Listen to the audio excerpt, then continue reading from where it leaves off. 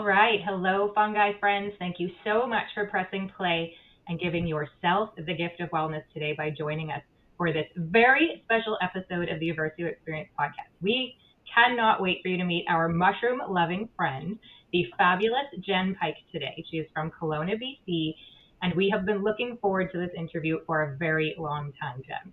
Desiree and I have been guests on Jenn's podcast. Please go and listen to those episodes. I think there are 3 of them out there now. As soon as you finish this one. We're so honored that she said yes when we asked her to come over here and share her incredible energy and her wisdom with all of you here in our audience. In case you are one of the very few people in the wellness space that doesn't already know Jenn, she is a functional diagnostic nutritionist. She is a registered holistic nutritionist. She is a certified yoga and Pilates instructor and a medical exercise specialist. She's also a best-selling author and, of course, the host of her own podcast, which is called The Simplicity Sessions, and it is Jenn's simplicity that I think attracted us to her first. She specializes in women's health and hormones. She's passionate about helping women navigate right where I am, perimenopause, into the transition into menopause with both simplicity and ease. Jenn's a mom. She has 2 kids, and something I really love about her is that she just understands true well-being is a journey to be enjoyed, not a struggle to be forced. And that's so close to what we believe here at Eversio. So Jenn, welcome to the podcast. We are so glad that you are here.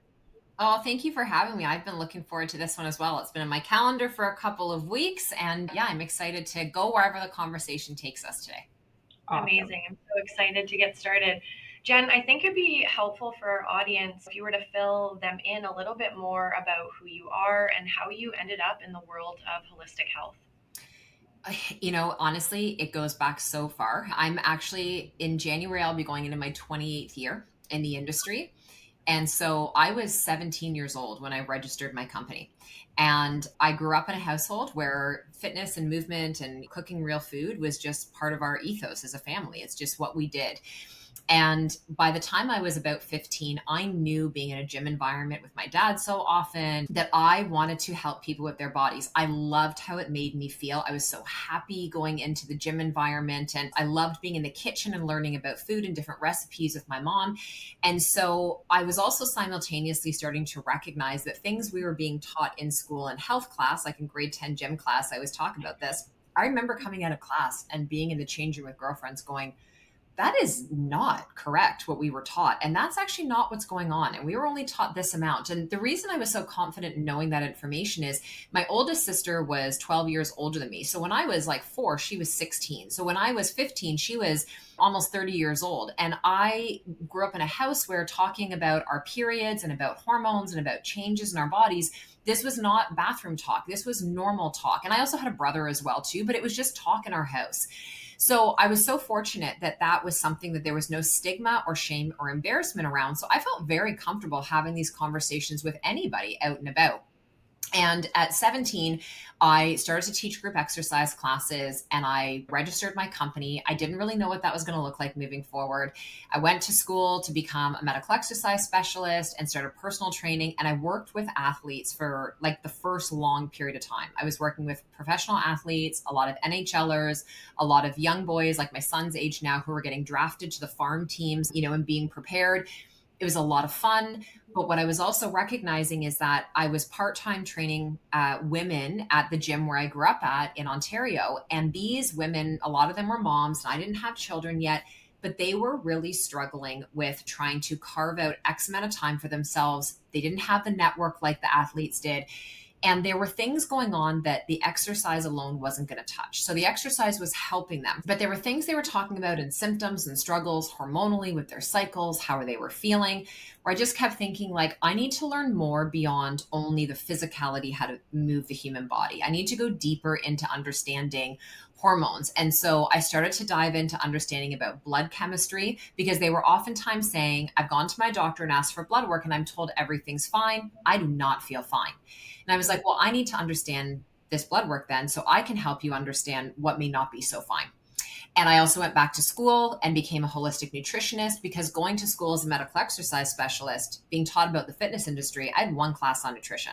It was not enough to be able to be like creating meal plans or protocols for people.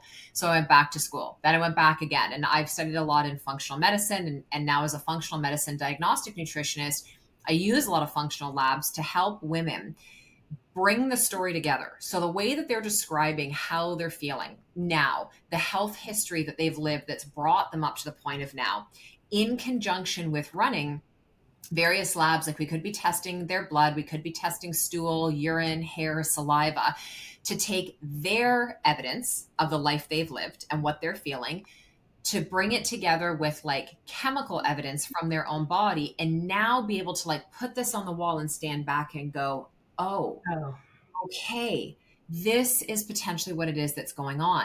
I learned early on in my career that working with women one-on-one was impactful, but it was not going to help educate the amount of women that needed better knowledge. For most of us, like, we were never taught as young girls the things we should have been taught about what was going to happen when our period started, what that journey could look like, because it is never the same for any two girls, what that meant coming into our 20s, our 30s, our 40s, our 50s, and beyond. And I started to realize very quickly when I was starting to teach group programs that the reason that women were struggling with their fertility is because they weren't taught the things as a teen. The reason the women were struggling in perimenopause is because they weren't taught in their 30s and they weren't taught in their teens. And so I kept thinking to myself, well, why are we spending so much time and energy trying to like get to the point where people aren't feeling well and then reverse it? Why wouldn't we just try to get in front of it? How about we start by educating people? And I actually stepped back out of private practice a couple of years ago so that I could invest all my time and energy in teaching.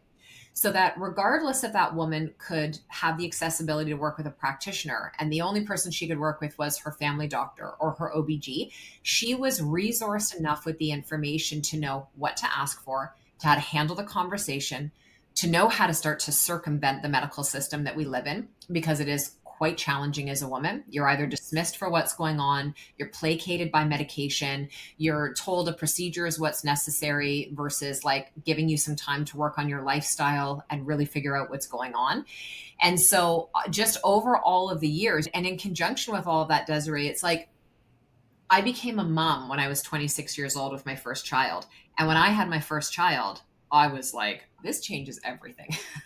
This changes what I thought I knew. This changes the relationship I have with my body now. I again found myself in this situation where why wasn't anyone talking about this? Why wasn't this in the book, What to Expect When You Were Expecting? You know, why was it so hyper focused on the 10 months that we're pregnant and not like the 10 years after you're pregnant and all the things that you have to learn about your body? So what I do now is I look at myself as being the conduit for women to educate them and give them the confidence and the knowledge and their voice back to really reclaim the body that they have and the health that they have, because too often women are put in a position where we're told there's something wrong with you. Your body is broken. Your body can't do this on its own, like you're weak. And I don't believe that at all. I believe that as women, we have innate superpowers in our body.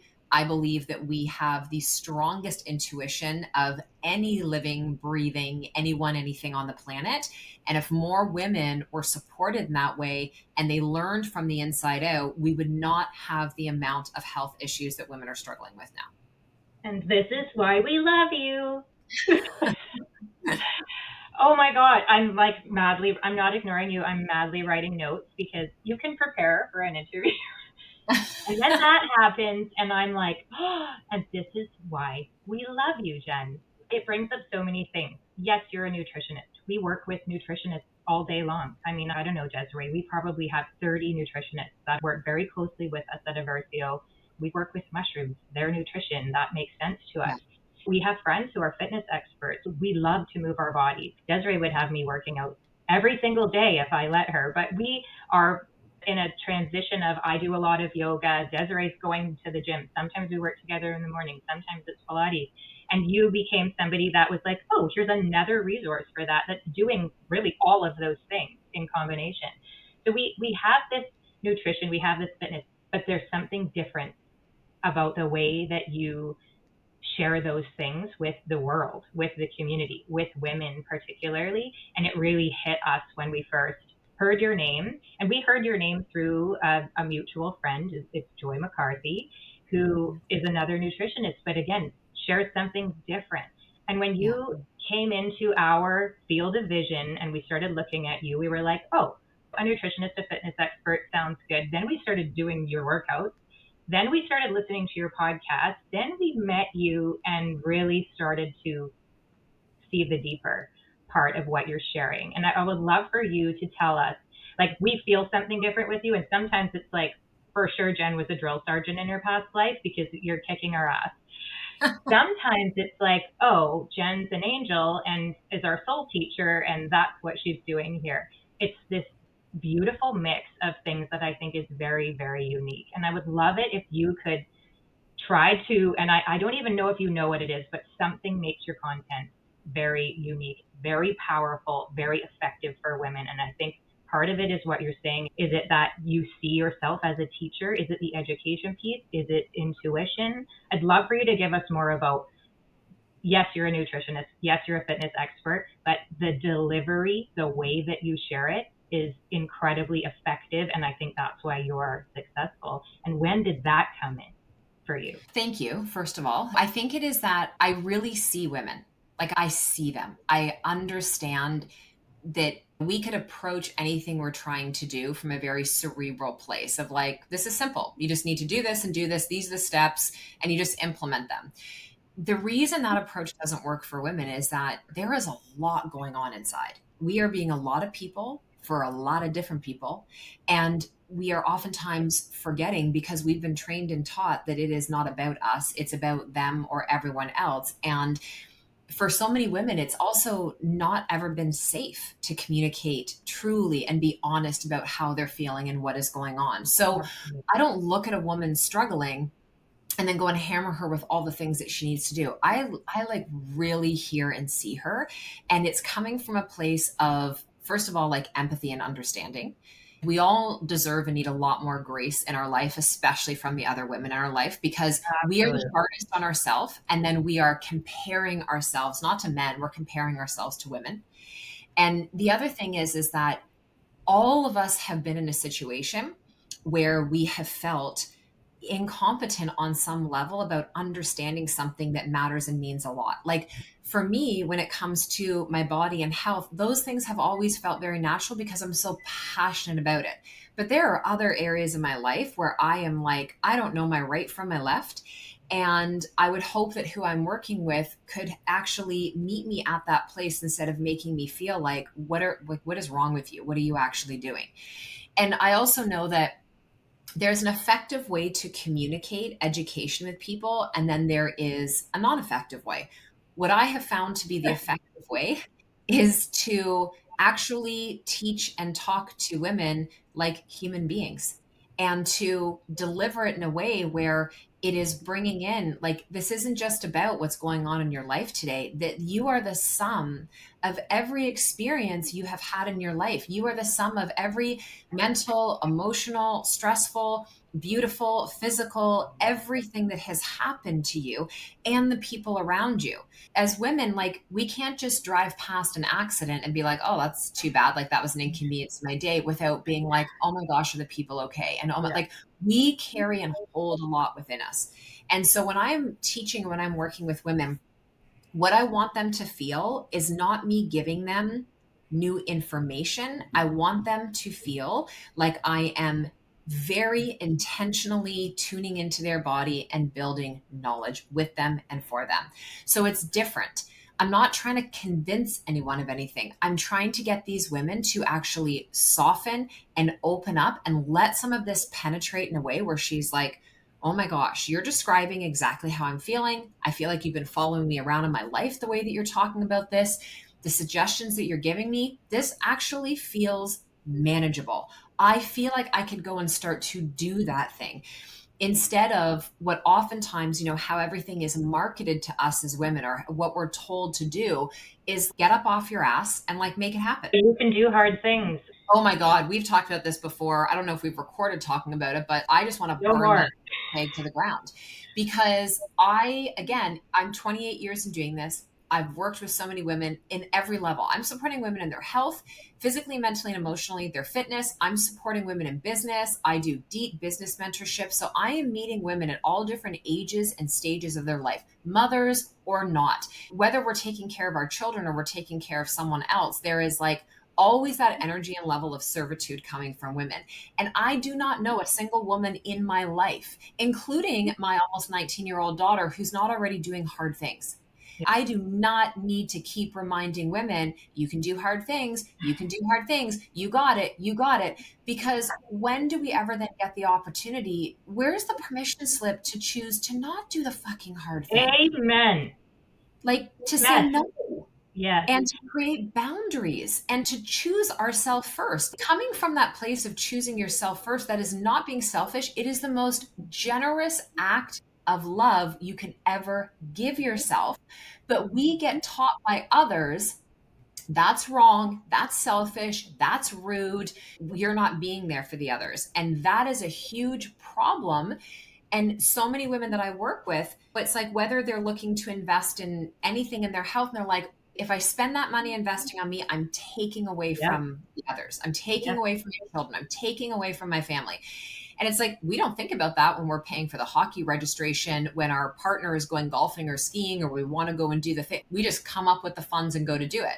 Yeah. But part of that for women is it does come from this place of, if I make the investment, if I join the thing, if I go to the appointment, if I do whatever, I can't fail.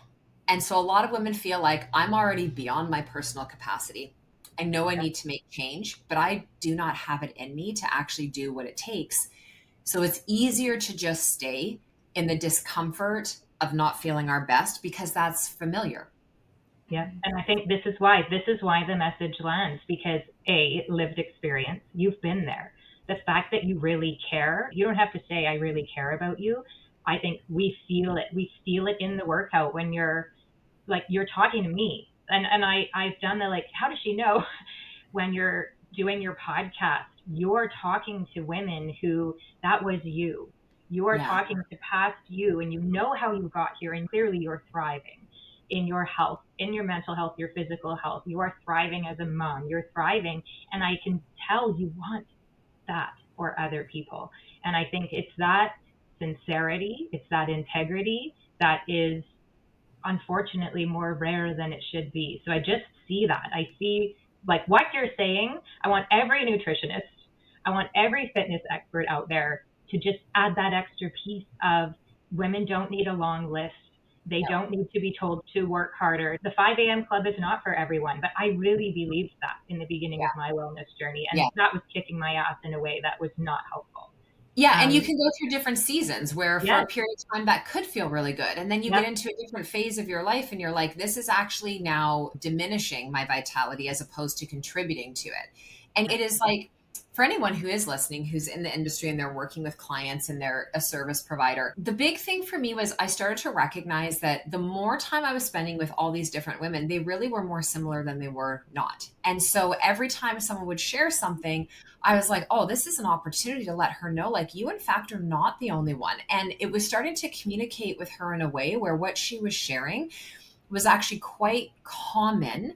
And that I would notice a difference in her body language. It would almost be like, oh my God, thank God I am not the only person. And that was also what led me to do a lot more group work. Is I started to recognize, when I owned my own in-person studio, when I brought all of these clients I had had individually together in person, the amount of healing and sisterhood wounds that were healed and just like sisterhood connection that happened in community was massive, because they all got to meet each other exactly where they were at. Yeah. Without judgment, without shame, without woulda, shoulda. It was just like, oh, I see you. And that is what so many more women need as well, too, is we're all trying to hold it together behind the scenes. And we are not meant to do this alone. No way. Agreed. And I think that's like a big misconception that a lot of us have. And like you've said, many times, it's a lot of us are going through the same things, but maybe for whatever reason, we don't share that with others. And that sense of community is so important. And there are many perimenopausal women and menopausal women who are struggling. And I think that community piece is so beautiful, but there are also many other aspects that women can be doing to give themselves acts of self love. And I'm sure that there are a lot of women who are listening to this and wondering, they see you and you are thriving in this season of your life. Are you able to walk us through a day in your life, including nutrition and movement and mindfulness, and maybe give our audience an idea of what a woman on this wellness journey at this stage of life and what she's doing? Yes, I can. And before I do this, I'm going to preface this by saying I did not start this yesterday. So let's just keep in mind, I am 45 and I've been invested in taking care of my body since I was 15. So I am 30 chapters into this journey.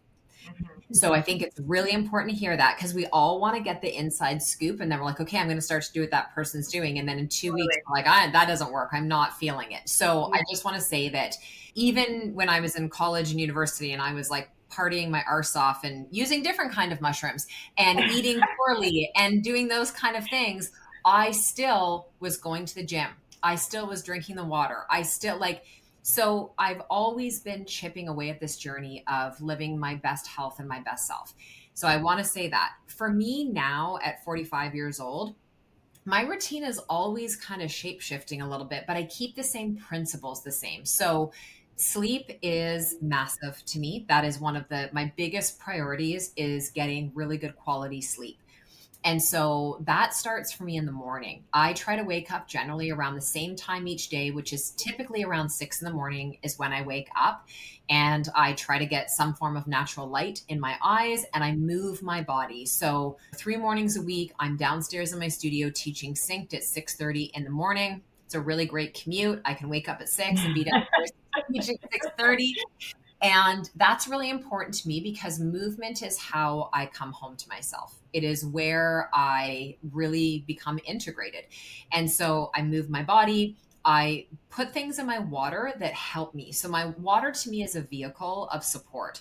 So I drink out of like glass mason jars. They're a liter big. When I get up in the morning before I head down to work out, I always add minerals and electrolytes.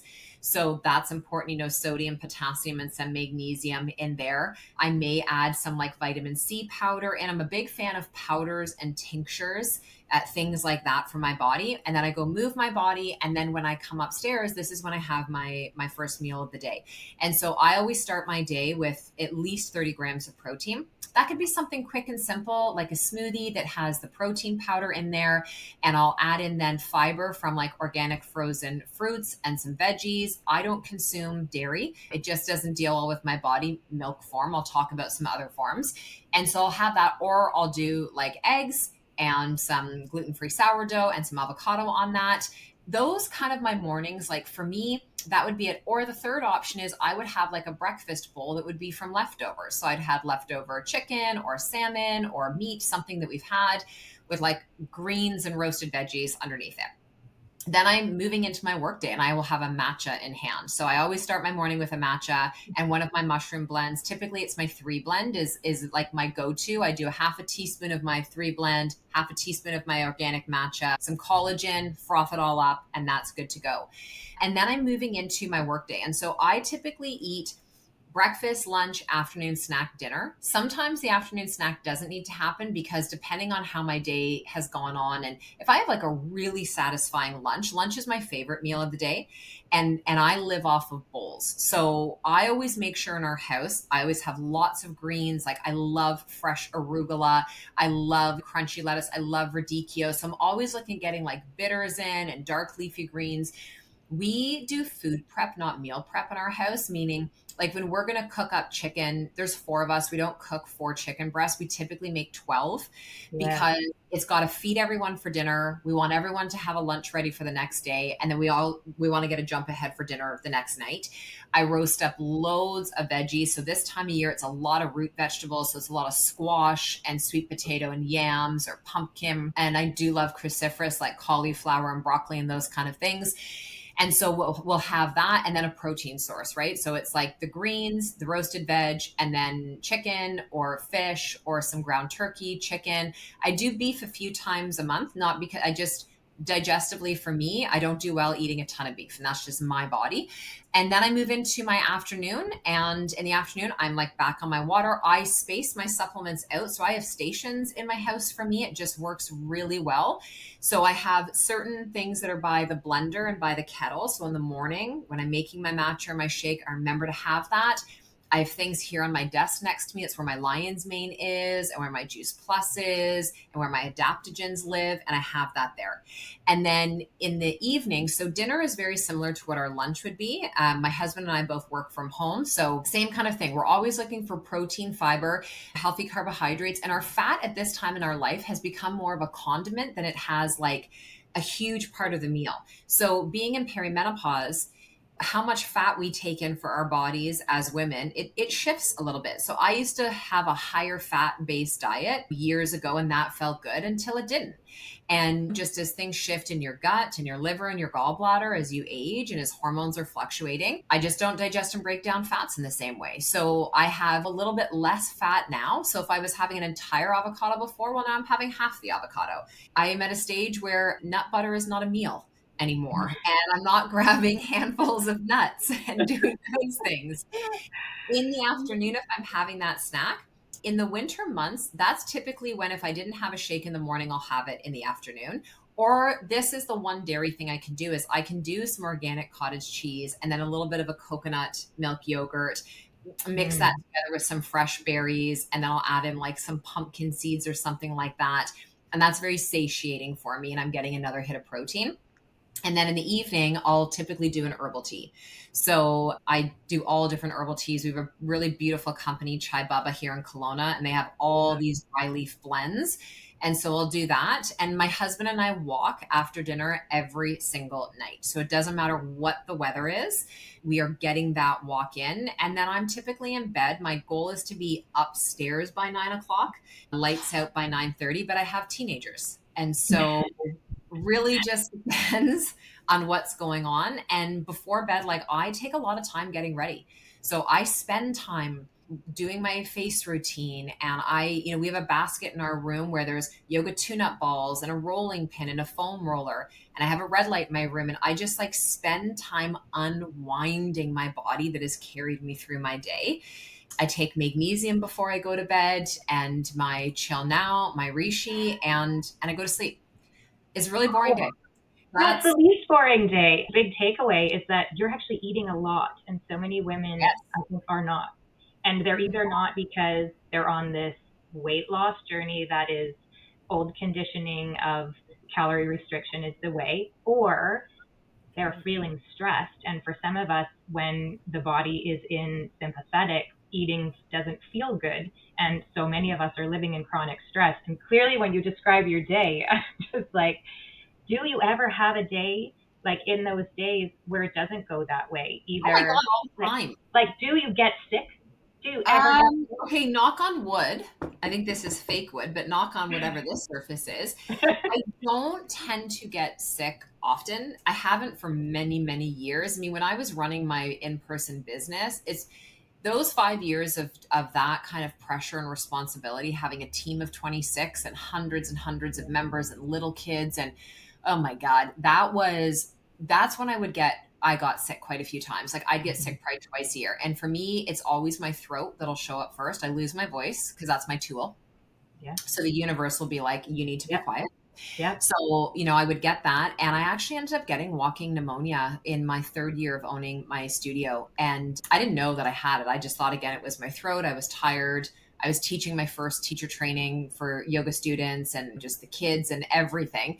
And those were just some moments of me of realizing that it wasn't a lack of supplements I wasn't taking. It wasn't a lack of eating well. I was just doing way too much. I was living so far beyond my own personal capacity that my body I was so deficient. I was so depleted.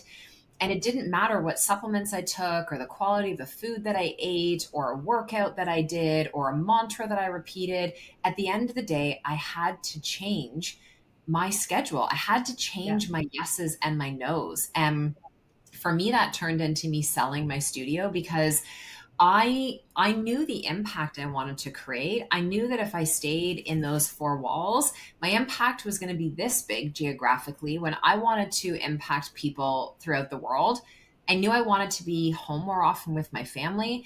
And so I was ahead of the curve in the online space. I flipped my whole company online in 2015. So when COVID time happened, I was like, I'm ready. I got this. Like, Yeah. I've already gone through all the kinks of the technology and all of that. And so nowadays, I don't get sick, I get tired. And so if I notice that I'm tired, if I notice that my throat is sore, I immediately clear my schedule. And so I've really had to learn over the years.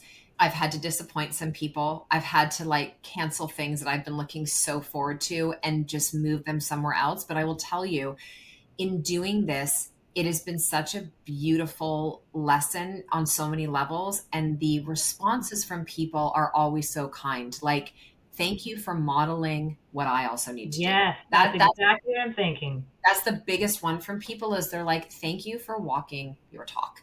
Yeah. And I think if more of us did, I mean, first of all, if more of us did that, we'd all probably only work like 6 months out of the year, which would also be wonderful because we'd all be like, I'm not available, I'm not available, I'm not available. But the world would still keep turning and we'd all be fine. And so this is something I talk a lot about, like in the Audacious Woman, is women come in and they're like, okay, in the next 52 weeks, this is what I want to create. And I'm like, so here's the thing. We're going to build it over 40 weeks because you need to have a buffer of understanding that things are going to go wrong and they're going to go sideways. And if you're constantly functioning at maximum tension, you have no wiggle room when something snaps. Yep, you're going to burn out. You're going to burn out. You're going to get sick. And again, you can hear someone say that and you're like, whatever, that's not me. That was me. I was like, that's not me. That's not me. And then it was me. And I was like, oh. No. Well, and it reminds me, before we hit record, we were talking about human design, which Jenn's been interested in and using as a tool in her life for a decade? 2017. 2017, so almost. Yeah. And Desiree and I are newer to it, a few months into it. But as you were talking, you're a projector. And clearly that life of having a large staff and having a go every day and everybody's leaning on you all day long as a projector would have been so draining because so my husband Craig is a projector, and so validating for him to learn that as a projector, he has a smaller battery pack than I do. I'm a generator, and it's a powerful battery, but it's smaller. So he needs more rest. He cannot have back to back meetings, which he does. And as an entrepreneur, that was what he set up. And when he gave himself that permission to literally turn around and take a nap in his office, that is when everything started to change for him. And for us to know he's not lazy, he's just different. We're not all the same. Yeah. And I think you being home has probably fit your projector design better because you can take those breaks when you need them. You cannot have everybody needing you. And perhaps those women who are hearing this and going, yeah, but that is my life. I love the big staff. I love the go-go. I love the back-to-back. They're probably generators and they need to drain that battery through the day. I really, like when I first came into human design, the women who were like, oh, we should do human design. I bet you're a manifesting generator. And I had no idea what they were talking about. Then they pulled my chart and they're like, oh my God, how are you alive? That's it. Like, you're a 1-3 emotional projector. My whole center is completely open top to bottom. I only have 2 centers, my heart and my solar plexus. And they were like, oh my gosh. When I started to learn more about it, I was like, oh my God, this makes so much sense. Validated.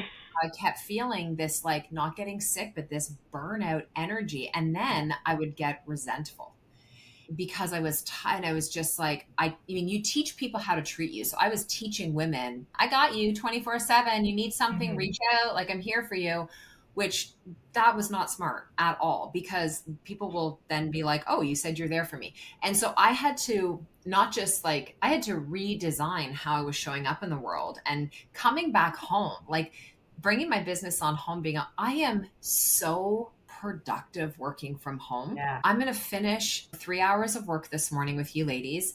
I'm going to go and I'm going to transfer the laundry over and I'm going to tidy some things and that's going to bring me joy. And then I'm going to make a cup of tea and then I'm going to come into a staff meeting and I'm wearing my pajamas on the bottom still right now that I got back into after I taught my class with ugly socks that do not match. And that brings me joy.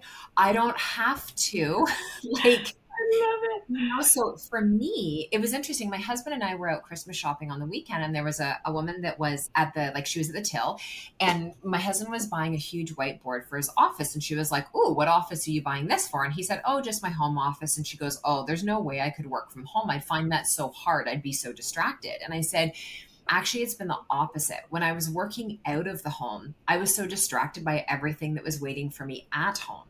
And being at home, I've now been able to create this really beautiful ebb and flow where I can transition between home things and work things and really dial it in. And that does take a level of discipline because you could get distracted by everything the home requires of you.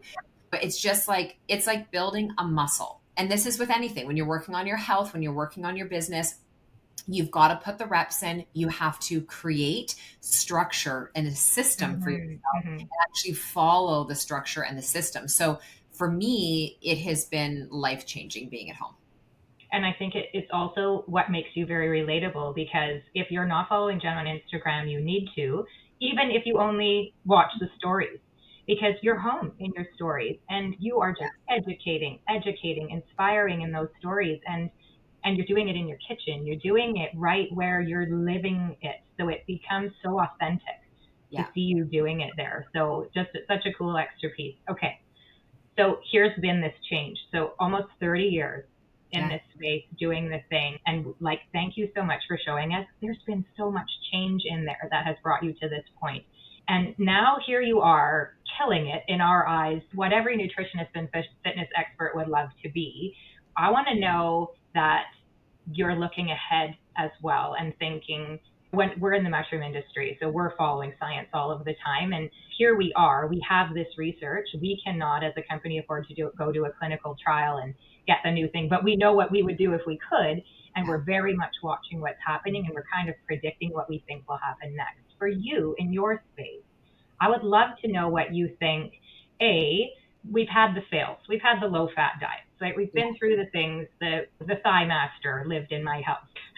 We have been through those fails, but what for you has stood the test of time that hasn't changed? And what do you see for the future in your industry right now? Okay, so it's a great question. Things that have not changed are the boring basics.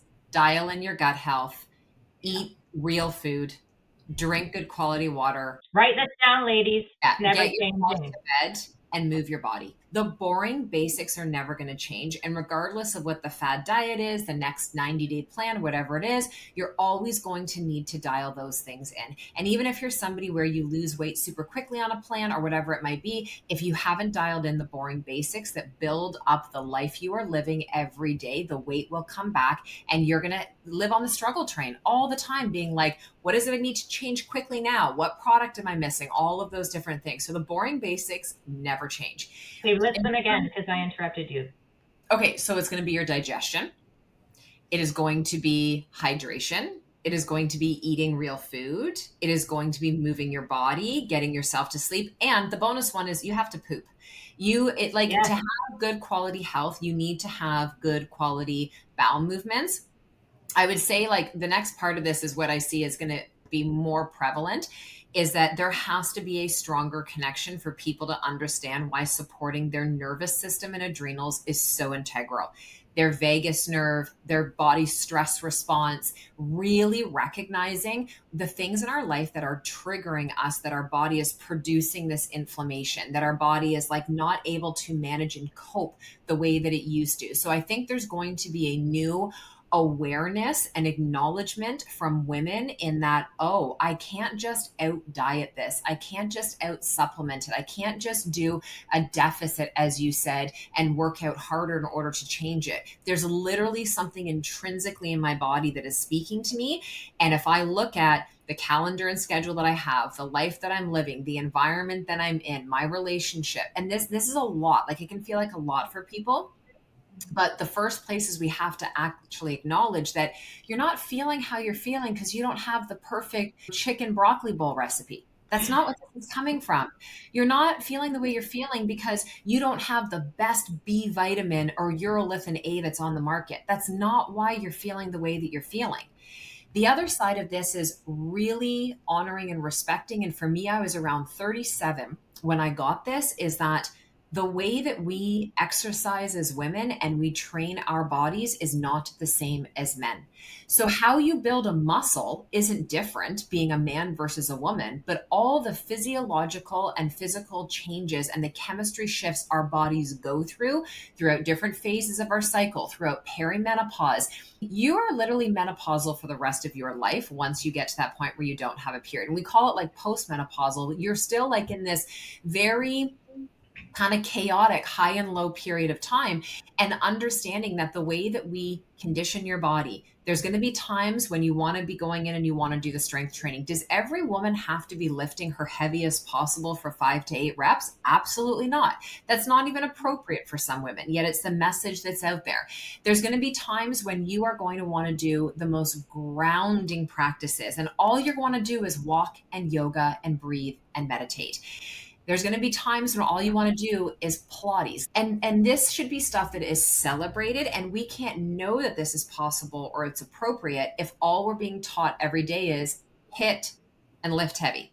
Yeah. So I think that we're going to continue to see that evolve in the industry for women, is really training based on your body as a woman versus training based purely on your goals. Because if you start to train first from where your body is at, you're naturally going to move closer towards the goals that you're holding for yourself. And then health wise, outside of that, I think outside of the nervous system, like where I know my work is moving forward in that is, again, educating our girls earlier and younger. This is paramount. And for women who are in that perimenopausal stage, really helping them to understand their liver health. And that this is, when we're talking so much about insulin, we need to be talking about the liver if we're talking about insulin. When we're talking about lipid and cholesterol levels that are moving in the wrong direction, we're talking about inflammatory markers, we need to be talking about the liver health. So those are the things that I see happening coming forward. And for us as a company, I made the decision actually to close our clinic at the end of this year.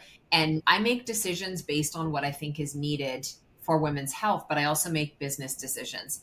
And I'm in Canada, and it is getting harder and harder to try to match up to provincial regulations and what the government and the governing bodies and the colleges are asking for, and still be able to support women in the way that they deserve to be supported.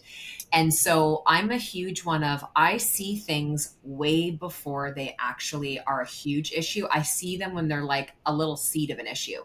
And and this is something I've been really proud of, is my ability to back out of that situation before we now have roots in the problem and learn how to circumvent it. So it's like, how can we do better? I thought having a global clinic was going to help us help more women.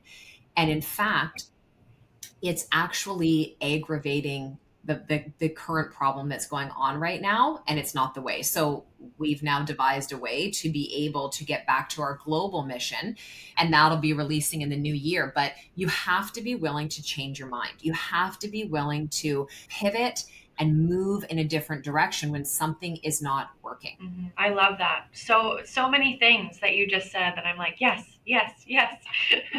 Again, it's the permission slip, right? To feel validated in how you're feeling and to shift things if it's not working for you. And I think a lot of women think that it must be this way. It must be a cookie cutter schedule of what works for them and all of the things, but it's not. Everybody is different, and you can use that as a guideline and then implement it to your life and reflect, how does this work for me? And it's just that permission slip. That's a big theme for women, is having that permission slip. Yeah. And just, you know what, like, everyone listening, take that pressure off yourself that everyone else or anyone else has everything figured out. Like I always say, I do this for a living, and I still have, like, when you say, are there ever the days, like, all the freaking time they happen, I don't let them rattle me in the same way anymore. And if I can't eat great in that day, Well, you know what? I have good food in my house. So it may not be a whole meal, but it's really hard for me to choose something bad because I have stuff in my house. If my meal has to be a Starbucks matcha and egg white bites, I will live. I will survive, but I'm going to be better off having some stable blood sugar than I am going to be super cranky as like a toddler and not being able to get through my day. And so I think we just like sometimes if we paint this picture of perfection, it's easier for us to say, well, it's not possible for me because I can't do it exactly like that. There is no exact way. There is just doing the best you can with what you have available to you now and staying committed to that. So, like, you might hear this whole episode and you're going, the only thing I can do is start to drink more water. Amazing. Yeah. Guess what? Drinking more water is going to give you more energy. It's going to shift your palate. It's going to help you poop. You've just knocked out 3 health goals by simply just drinking water. Yeah. Dr. Desiree says it to people all the time. Like, don't overcomplicate it. Just start by getting up in the morning and drinking a glass of water, and then talk to me when you've got that down. 100%. Like, let's just build on that habit. Yeah. Okay, let's talk about mushrooms because you have been vocal that you don't take a ton of supplements. Like you said, you've been in this industry for a long time. I'm sure you've gone through phases where you maybe are supplementing more and all of those things, but you have shared that your opinion with functional mushrooms is that mushrooms are as food, right? Some people view them as supplements, some people view them as food. So tell us about your journey with mushroom wellness before you met us and what your relationship with mushrooms looks like today. So before I had met you two ladies, I was using mushrooms here and there, but they were in much smaller doses. I really honestly, I didn't have a lot of knowledge and understanding what it meant to use them therapeutically. I knew what it meant to supplement with them, but I didn't understand what it meant to like therapeutically use them. So I was using different products where there was like a little bit of reishi, a little bit of cordyceps, like a little bit of turkey tail in it. And so I was like, great, a little bit of a few things builds one big beautiful thing, and that was my intention in taking it. And then I had colleagues, my girlfriends Sam and Joy, who had been using your products, and Sam was probably using your products for like a year or longer. And talking about, and my brain was always just like, oh my God, I can't do another supplement. That's always what my brain was at. And then we were just having a conversation one day and she was like, why don't you just connect with them? And then you actually ended up messaging me.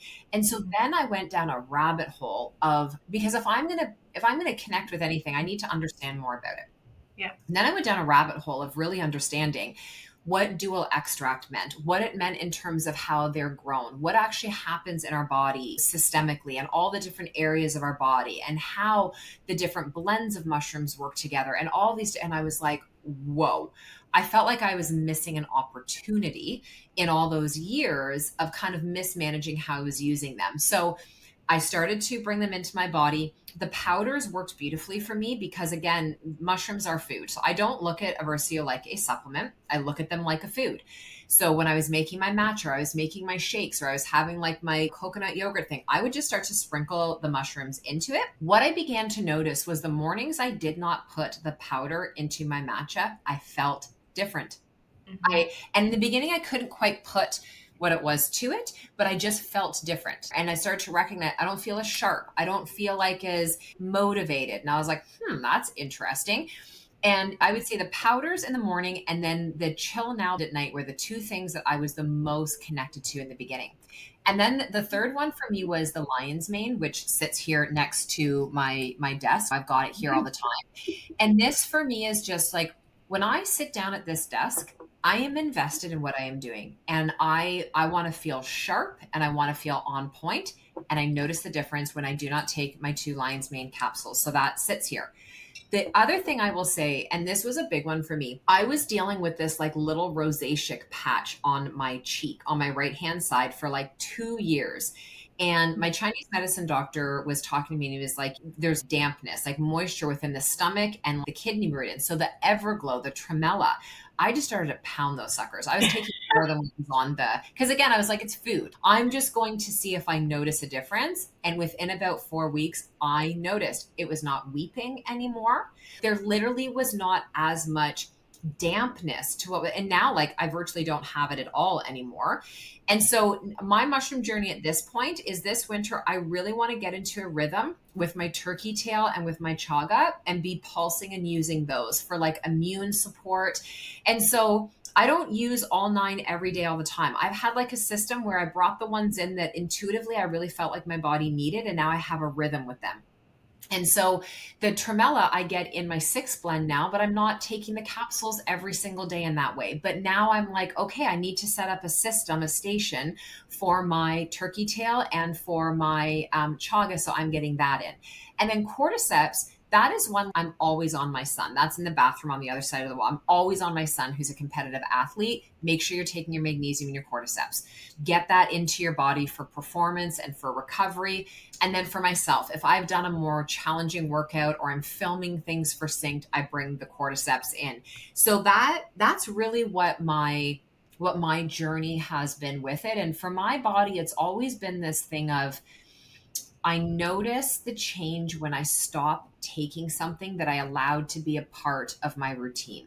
And so anyone listening, here's what I will tell you from a clinical perspective is you really need to give your body about a season of being invested in something. And especially as a woman, when we look at trying to create any new hormonal rhythm or ebb and flow, your ovaries have this really beautiful journey they go through of folliculogenesis, which is about 90 to 100 days. So that's 3 months. It's a season. And what that means in English is that in order for your body to get the communication to the ovaries, that there's now like a systemic change that's going to support you or negate you, the thing you're doing, positive or not, you need to give yourself a solid 3 months to do that. And so I would just say, if you're listening and you've been experimenting with mushrooms or adaptogens and any type of botanical or herb, you have to give yourself that period of time to really feel the full benefit. Yeah, 100%. We're taking some herbalism courses right now to look at the true mechanism of action that's in new research around all of the functional medicinal mushrooms, whether they're eaten as food or whether they are delivered as the high potency extracts that we have. And so much of the research is about the time, about the commitment, the consistency, the prolonged use, and just this desire for people to stick with it. Like, you can't take it one time. The thing is, like you're saying, some people do take it one time. Some people do take reishi and have the most beautiful sleep of their life that night. And then they say that out loud, and then everyone's expectation is that will be them. And we don't know what state their body was in. We're so individual. Cordyceps is the other one. You're talking about your son as an athlete. People can experience the energy benefits from cordyceps because we are stimulating the production of ATP, adenosine triphosphate, energy currency of our cells. Some people will feel that right away in their endurance, their stamina, their performance. Other people are like, I'm taking 3 cordyceps and I feel nothing, because we don't know you. We don't know what you brought to the party. And how your body's going to respond and other things that are going on. You know, the reishi is a really good example. So when I take reishi, it's not a sedative for me. I don't like, bam, go right to sleep. But what I have found through trial and error and at different times in my cycle. So if I'm using the reishi in my luteal phase, and I use oral micronized progesterone as well in that period of time. But if I have a stack, if I use my progesterone, my reishi, and some valerian, so I bring like a botanical into it, I have the most incredible restful sleeps.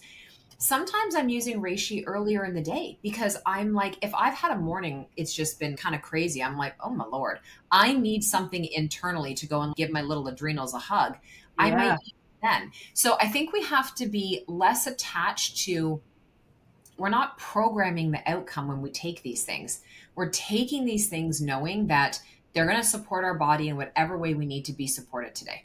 Absolutely. I think of it as developing a relationship, and I think I get accused of being woo-woo, and I don't care. I'm lots of woo. I was a hot mess. I was somebody that I was living in the disease care system, reliant on pharmaceuticals only, and that was not the answer for me. And when I made the decision, not just with my mind, but made the decision with my heart that something else was going to be the answer for me, I'm so grateful. I don't know why it was mushrooms. I don't know why. There is no history of me being interested in that at all. But the day I had the choice, the day that we didn't start with 9 products. The first day those 9 products sat together on my shelf, I just stood there with this knowing that one of those would be there for me. regardless of what I was going through. And that could be to improve my wellness, because I haven't been sick, same like you. It's been years since I've been sick. Knock on something. Knocking on the whatever this is. But I know that there is a relationship now with me and that kingdom fungi, that there's no doubt Mother Nature built something for us, and that I'm going to be able to rely on what I need in the moment. And I'm changing them up. I try to use cyclical living as much as I can. I'm following the moon for that. But I'm also in whatever phase of life we're in. And this brings me to, I know we've kept you so long, but if you have time for one more question. I have time for one more. Yeah, I got a couple minutes. Okay, so this brings me to, people tell me I'm an entrepreneur, although I do not want to ever be identified by a term at all, and that's not something that feels like me. You are an entrepreneur. I know, but I just think, really? How are Do you know people what an entrepreneur is? It's like, you have to redefine it for yourself. An entrepreneur, you are a visionary and an innovator. That's what you are. Okay. Well, with my generator design, I can see now why this is working. This is working. Eversio is working. Our mission is to change lives through fungi. It's happening.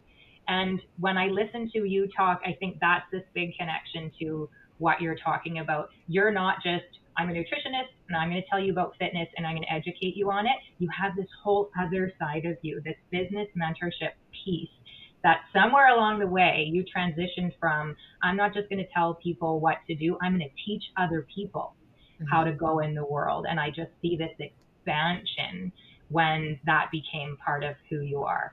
So you talked a little bit about how you transitioned into it, but I really see like this is how we are going to create change on a massive global scale, by you taking people in and saying to them, you can't just be an entrepreneur by having a business plan and a financial plan. You need a wellness plan as the entrepreneur. Even if your business is going to be wellness, what about you? How are you going to be selfish? And you actually brought us in. We did a little workshop and we talked about only reishi in that. And I wasn't even planning for that to be what it was about. But as we looked through the screen at these women who were new entrepreneurs, starting their businesses, coming to you as their coach, and you're giving them reishi, I was just like, yes, as an entrepreneur, I need mushrooms in order to be a successful business person so that I can change lives through fungi.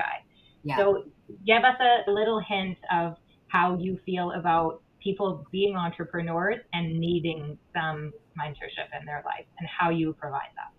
Oh, it's massive. And the reason I got into doing that is I think I've always been mentoring people. Like, as a personal trainer, you're a mentor. As a nutritionist, you're a coach. It's always that thing. But I just started to recognize, like, why are there so many talented, certified, registered people who aren't actually building a thriving company? What is the missing factor? What is going on?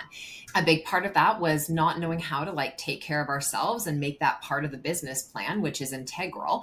But the other side of it is like trying to follow the way in which an industry is telling you to do things. And it's like, no. You are running your own business. You need to define what that is. And you need to define what your content is and how you communicate and who you are. We all work in saturated markets. If you're in the healthcare industry, you are working in the most saturated market that exists. Why are some people successful and other people are scraping by and not being able to have the clientele or to build the revenue or build the impact they desire? It doesn't come down to a lack of a business plan. It comes down to understanding that just like your health is multifaceted, so too does your business need to be. So there has to be equal amounts of energy that's going into building out your branding, understanding what your email blueprint is going to look like, and your social content and all of that people are choosing you, not the thing that you're selling. They're emotionally invested. So if you are hiding behind the scenes and you aren't showing up and you aren't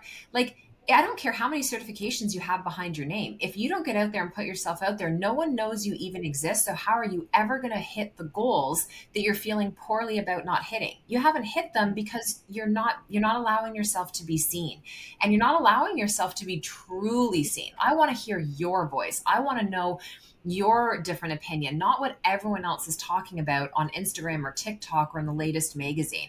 What makes you different? And part of that difference is going to be how you communicate and you engage with people. My business mentorship is very different because yes, we're teaching you about the business acumen of the things you need to know. the strategy, the systems, the tech stack, all of those things. But we're teaching you more about how to put you into the role of leadership, how to lead yourself first, how to take care of your health, how to understand your finances, all of those things. Because when you're stronger in all those areas of your life, the business just gets to be fun. Yeah. Yes. It's Yes. the other way around is like we just kill ourselves and sacrifice everything trying to build the business, and we don't make time for any of the other stuff. And then we're just not happy in any area of our life. Absolutely. We're so conditioned, though, to do, especially women who went to school and got that business degree. And Yes. they think I have to use it. The combination of wellness and business in this space has come so far. And I do think that there's value in learning together in community in your program. That is the beauty of what you're talking about. There's so much oxytocin in that room when those women are there for each other, building it together, all with this very similar goal to make the world a better place, to make the world a healthier place. Yeah. And there's no doubt we're more powerful when we're doing it together. So thank you for educating these amazing women who we see them coming out the other side, Jen. Like, these women, they're becoming part of our community on the other end. I just feel like you're connecting so many great things together that it just gives me faith that there will be health care instead of disease care very close in our future. And I love that you are such a powerful female Canadian representation of what that can look like. So thank you for sharing about the business piece. It means a lot. Thank you. Well, you guys are also a fantastic company, and you're doing so many things right in terms of like leading with integrity. And that is the most important thing. The products are incredible and the knowledge and all of that, but the people who are behind the company, the integrity, like the glue of what holds the company together, those are the things that are going to have people being invested in what it is that you do. That's why people are going to want to share what you offer and share who you are and all of that. I mean, we're seeing it right now, especially at this time of year with every sale and everything. Like, we live in such a time of consumerism, and it's like, please choose differently other than just having more things and stuff. Like, always go to the line of integrity first. I love that. That's such a great reminder. I feel like we need to schedule in a couple more podcast episodes because we can talk forever. We always end off our podcast episodes with a guest asking about our tagline and what that means to you. So we have a tagline that says, "There's a mushroom for every moment." And I think it means something different for each individual person. What does that mean to you? I mean, the mushrooms have just become an anchor point for me. So for me, when I think about the moment, it's like the power of what goes in my mug in the morning is really what like sets the tone for my day, and it brings me massive joy. So for me, it's like my matcha, my mushrooms, my mug. That's the moment. That's your moment. Oh, okay. We're going to build something out of that. All right, Jen, thank you so much for your time this morning. How can people find you? How can they connect with you if they're not already connected? The best way is over on Instagram. It's at Jenn Pike with 2 N's. My podcast, the Simplicity Sessions, and then just my website. If you just punch Jenn Pike in, it'll bring you to something. It'll bring you to something. And I highly recommend, if you got to the end of this podcast and you're still listening, there's a reason. Listen to that. If you are a woman in wellness, Jen has something for you. Get on that website and just get still and listen. And I'm so glad we did. I'm so glad we found you and that you've become part of our circle of fungi friends. And yeah, maybe you're going to see us in that Audacious Woman workshop sometime soon. But until then, keep doing your thing and know that we are watching it and that we're so grateful for you in the world of wellness. And audience, let us know. Let us know if you want to know more from Jen, and we will plan to have her on again because Desiree's right. We could get another hour in easily. But until next time, thank you so much for joining us. And Jen, have an amazing day. Be well, everyone. Thank you. You too.